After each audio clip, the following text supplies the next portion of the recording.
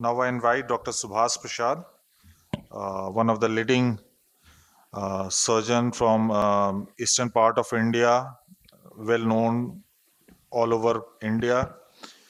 Started with vitreoretina at RP Center, then turned into a prolific phaco-refractive surgeon, and now back to retinotomy by OCT and OCTA. So welcome again, sir, back to VR days. Let me tell you that it is not the domain of retina specialist. Everyone should know and should be doing this. So thank you, Dr. Vibhuti, for including me in this course and to AIS also. So I would be briefly talking on, because it's 8 or 10 minutes time, very too less to describe anything about OCT and OCTA. We all know that OCT is one of the most commonly done investigative modalities in ophthalmology nowadays, be it posterior segment or anterior segment, and because it is non-invasive, non-contact, real-time, quick and reproducible, so it is being widely used, and any practitioner who is doing ophthalmology must have OCT in their kitty. So it's all because it takes cross-section picture of the retina. So what are the optical principle OCT? In briefly, it is analogous to ultrasound, but here in place of sound wave, we use the infrared, near infrared light, which get back scattered from the different layers of the retina, and depending upon the time delay and the intensity, it produces image. Since the light travels so fast that we cannot measure it, so that's why we use a reference arm here. Whereas in OCT, whereas in ultrasound, we don't need any reference arm. This is the basic principle. I won't go into that much detail.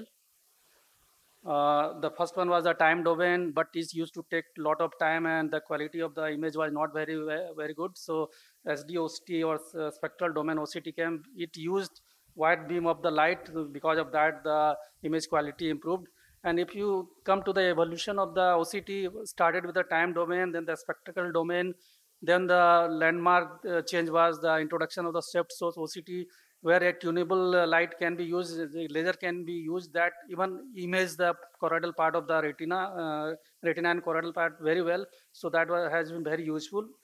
But what was lacking in the OCT was that the ability to delineate the vasculature of the choroid and the retina. So that's why gave rise to the thought of introducing new modalities, that is OCTA or OCTA in short, OCT angiography.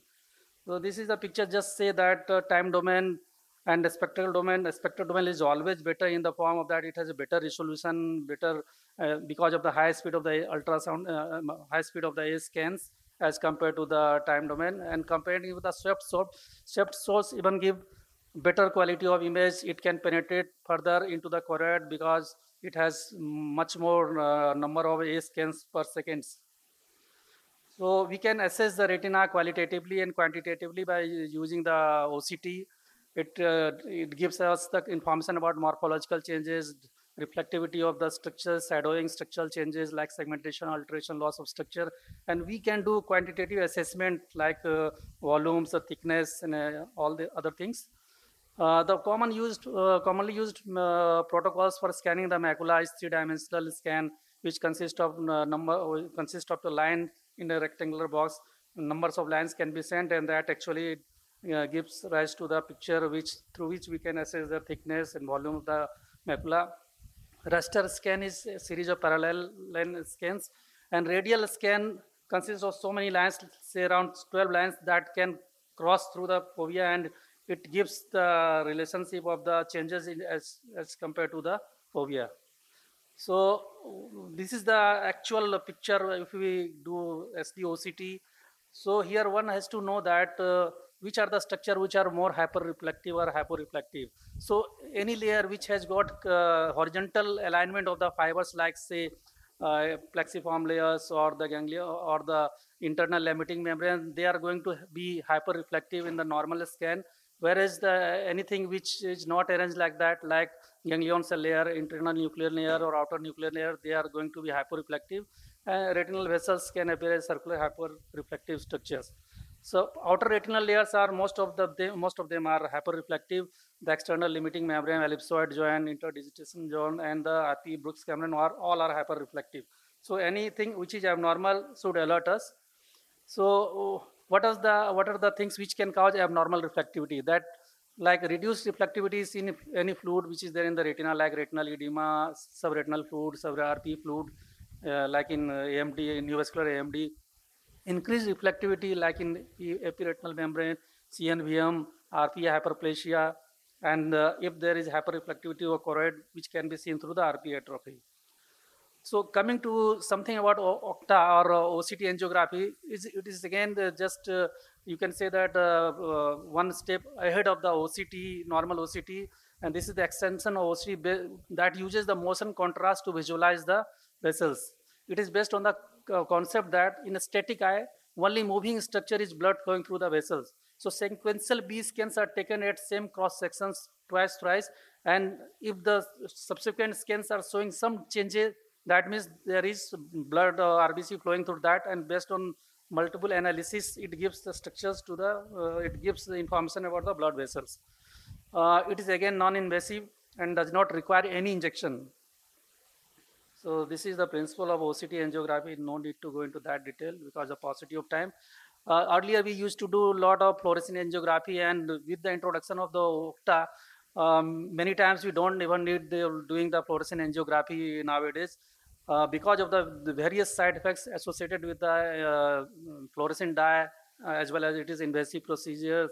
So, and that cannot be repeated so oftenly. In serial follow-up, we can't inject particularly those diabetic patients. So the disadvantage is that this is a new technology, and there is more chances of artifact also. And this OCT angiography actually cuts the layer into 4 parts in such a way that it segments the retina and choroid so that we can see the changes in particular layer, like superficial capillary plexus, deep capillary plexus, outer retinal layer, or choriocapillaries. With fluorescein angiography, we are very much able to do the angiography of the superficial capillary plexus. But what is most useful here is deep capillary plexus, which cannot be seen with a normal fluorescein angiography. And outer retinal layer, anything which is seen abnormal in outer retinal layer generally doesn't have any blood vessels. So any abnormality here alert us, probably there is a choroidal neovascular membrane. So this is how it looks like, the superficial plexus, deep plexus, deep retinal layer, and the choroid layer. Based on the ability to image flow in the retina and choroidal vasculature, 3 patterns can be seen. The abnormal flow, that will depict there is new vessels. Absence of flow will guide us that the patient, this area has CNP, and abnormality in vessel geometry also, like aneurysm, dilated vessels. So one has to concentrate on retinal vascular disorders like superficial and deep slush for any condition which causes problem in the retina. And for CNVM, one has to concentrate on avascular outer retinal choroidal complex lab, and one has to be alert about the artifacts also. So how OCT is helpful in retinal disorders? It can depict very well pre-retinal, intraretinal, and subretinal diseases of the eye. In diabetic retinopathy, this is one of the most useful tool which is used in diabetic retinopathy. Why OCT? It can detect macular edema, it can classify macular edema, it can predict the outcome of treatment of the diabetic macular edema also.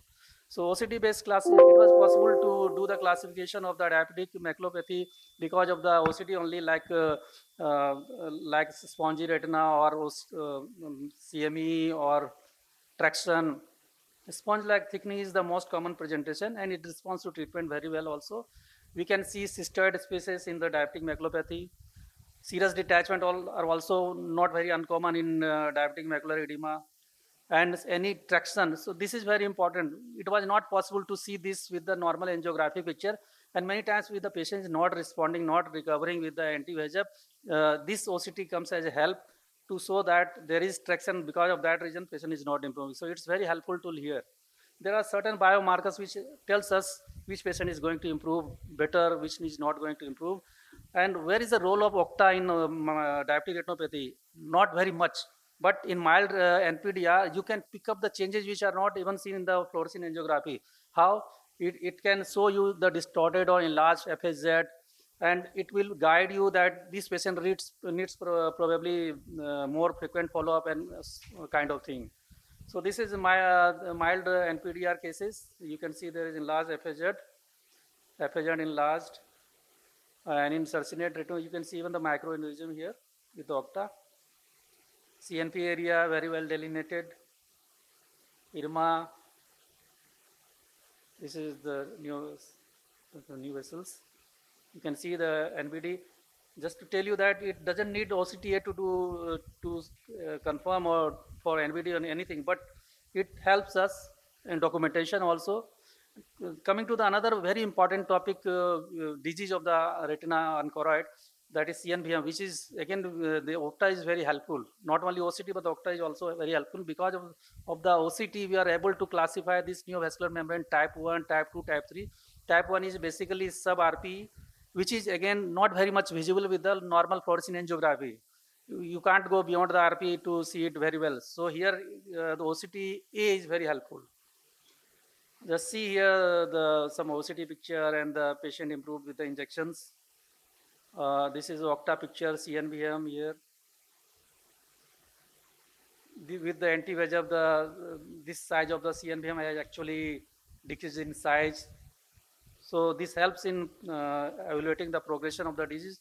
This is another patient, CNVM here. OCT angiography very well pick up the lesion.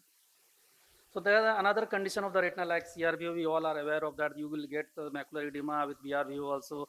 In CSR, earlier we used to do fluorescein angiography, but we know that most of the time it is not needed for diagnosis of that CSR. Just to do only in those patients where it is not responding. And if you want to do laser, in that cases, probably you need fluorescein angiography. But just to document and to convince the patient, OCT has come as a very good tool. And vitreomacular interface, again, OCT is very much helpful. Macular hole is again one of the disease of the macula, which really needs OCT for classifying it and for seeing the result of the surgery. I won't go into that much detail. OCT after surgery, you can see that the hole has closed. So just to summarize, OCT is indispensable for retinal disorder, particularly macular pathology, and OCT angiography enables us to visualize retinal and choroidal vasculature, even in those situations where fluorescein angiography is not possible to give us the detail.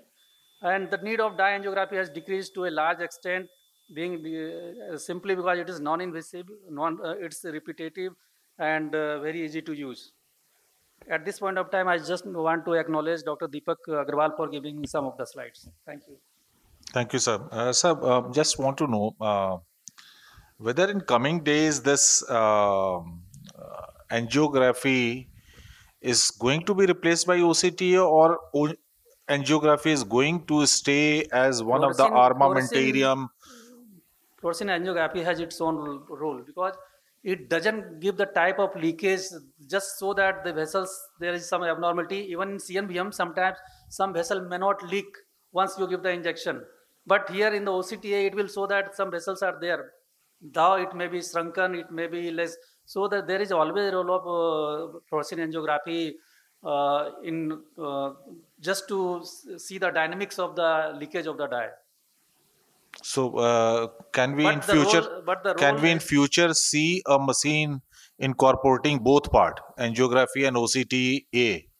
Some machines are there. Some machines are there. Yeah, that Mirante, it has got wide field, ultra wide field view. You can do fluorescein angiography also. You can do OCTA also. Okay, so that is going to give lot of